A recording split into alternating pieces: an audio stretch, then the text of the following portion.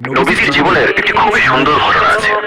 একদিন প্রবীণ এক নারী প্রতিদিন রাস্তার পাশে দাঁড়িয়ে থাকতো, আর যখনই হযরত মুহাম্মদ সাল্লাল্লাহু আলাইহি ওয়াসাল্লাম সেই পথ দিয়ে যেতেন, তখন সে তার উপর ময়লা ফেলতো দিনের পর দিন।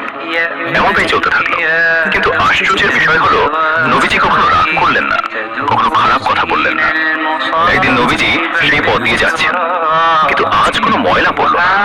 তিনি একটু অবাক হলেন, ভাবলেন আজ কি হলো। তিনি খোঁজ নিতে গেলেন, জানলেন সেই নারী অসুস্থ। তখন নবীজি সরাসরি তার বাড়িতে গেলেন, দরজায় কড়া নাড়লেন। নারীটি অবাক হয়ে গেল, যাকে সে প্রতিদিন কষ্ট দিত, আজ সেই তার খোঁজ নিতে এসেছে। নবীজি তার পাশে বসে খোঁজ খবর নিলেন, দোয়া করলেন। এই আচরণ দেখে নারীটির মন বদলে গেল।